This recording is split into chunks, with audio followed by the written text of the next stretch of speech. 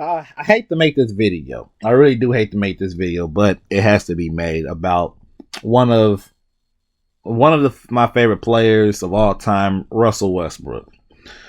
Russell Westbrook, man, there's so much negativities and positive. Like, it's a lot more negative than anything in the career of Russell Westbrook. To me, a top 10 point guard of all time, sitting at 10 for me personally.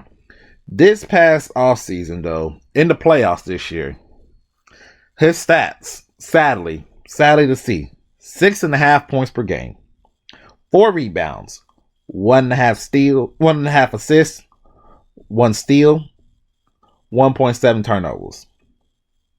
Field goal percentage, 26. 3-point, 23. His free throws, 61.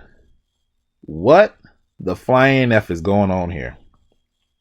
Oh, and for you for you guys with the advanced for advanced numbers, because you guys like the advanced numbers. Basically,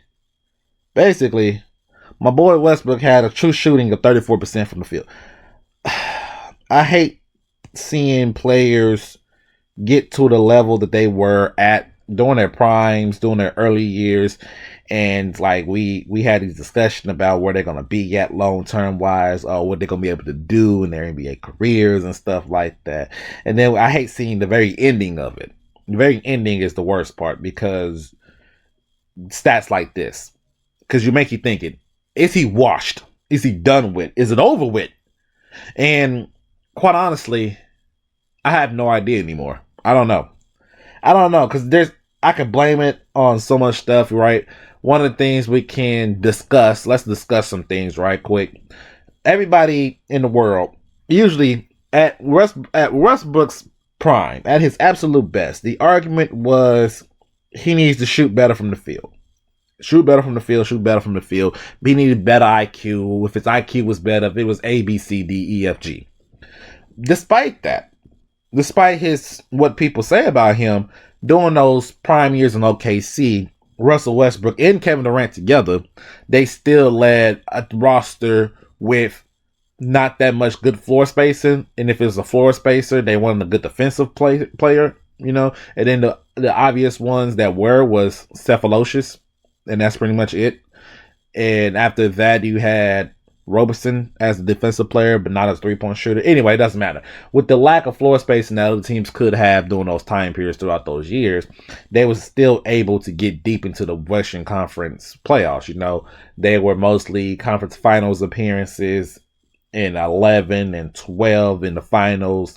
13 was a conference. Yeah, 13 was a conference finals appearance. 14, they were second round out because of injuries. 16 conference finals, and then after that it was just first round outs up until now. But Westbrook, despite the way he played the game of basketball, he was able to have some sort of control, not a lot, some sort of control that allowed that team to reach where they need to reach. Couldn't win it all. The one time they tried to, you know, they ran into the Miami Heat, big three Heatles, and then the 16. This massive collapse on the whole roster. Let's be honest, the ball 3-1. So here nice to look back, right? Nice look back, but we got to fast forward to right now.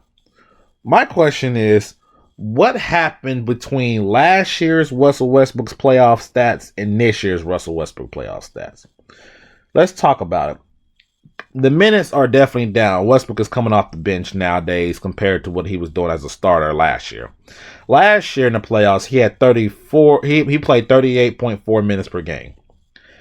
This year, 19, by far the lowest. Percentages wise, Westbrook 41%, which is ironically is close to his normalcy in the playoffs. And really, because his playoffs percentages is 40%, so he's pretty right there. Of course, this year 26, big differences, major differences. Last year, somehow on 5.5 attempts per game, he averaged 30. He put up 35% from the 3-point lines. Don't understand that one. Don't understand that one. Even his free throws, where he's only get to the line 5 times a game, he was hitting 88% of his free throws last year. Last year they played against the Phoenix Suns, and they had Chris Paul, Devin Booker, Kevin Durant, DeAndre Ayton. It was that team. And yet Westbrook was still able to put up the numbers he did.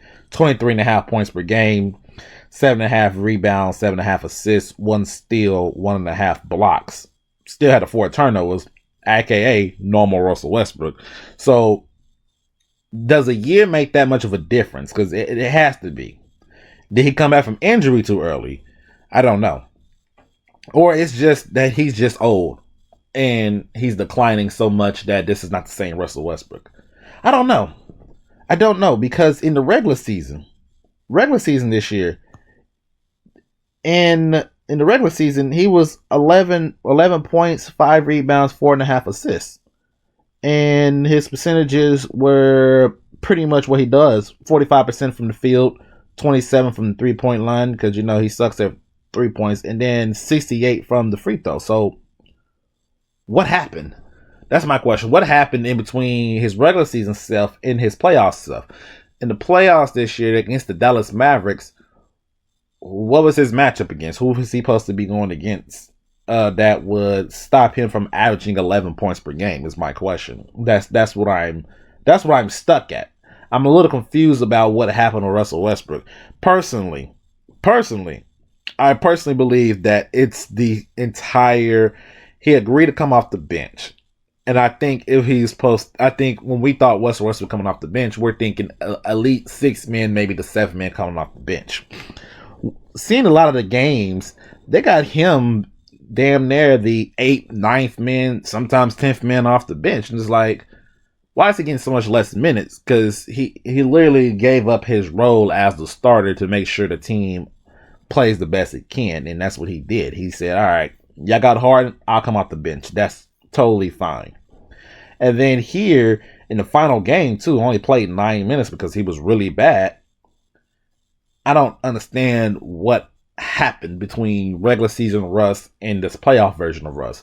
And I understand that there's a big difference because in his career, it seems like he's not really that good of a playoff performer, but even though he still comes up somewhat clutch and he still does what he does, this time, this is something different. This is something major, because and that's a big if, which this if is crazy. If this is what he's going to be for the Clippers, he shouldn't be a Clipper anymore. And if it doesn't work for the Clippers, where else can he go? Well, of course, he can come home to Oklahoma City. Let's be honest. We can just doubt that right now. A lot of people gonna be like, oh, he don't have nowhere. Oklahoma City, where he's gonna be loved, where he's gonna be the veteran point guard, trying to help assist this young team going forward. If we're being quite honestly, that's his spot. There's no way else. I think I've been saying this since. I've been saying this since he got to Washington. I want to say since he went to Washington, I said that his comeback tour, his return tour, his last few years should be with the Oklahoma City Thunder. No other team should deserve Russell Westbrook at the old age that he's in and expecting him to produce. I said him going back home to Oklahoma City, we know what type of player he is. And he can be a great addition to the team, or the only worst thing he could do is play him 40 minutes a game thinking he's still a starter or something. That's the craziest thing. I don't think they would. I don't think Mark Dagnall is going to be like, yeah, we're going to play you 35 like you're in your prime and you're going to run all. No, I think he would be a veteran point guard coming off the bench, playmaking, a lot of young guns too. So we know Russell Westbrook as a player, he likes to run and gun. And so far throughout not his career, but for the last few stops, LA, both of the LA teams, let's be honest, both of the LA teams and even that Washington Wizards team, a lot of people just can't keep up with him, like to run the fast break. And right now, the Oklahoma City Thunder, guess what we do? One of the things we do best is like to run the fast break. We get the ball, we want to sprint up floor, and because a lot of young guys. So that's exactly what Russ would like. I know it's not like I'm talking myself into it, but I've been talking about this for a while. I was like, yeah, Russell to the Thunder just makes so much sense now that he's taking that reduced role. It only makes sense now more than ever. I think he had his fun. You went to Houston, you went to Washington, you went to LA, you went to the Lakers and the Clippers. You went to 4 different teams.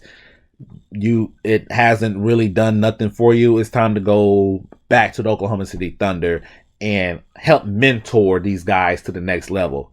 And that's where his career should finish off at, in the Oklahoma City Thunder uniform, where he put it on and became the Russell Westbrook that we all know and love. And I think it's time for him to do that now more than ever. 35, going to be 36 eventually.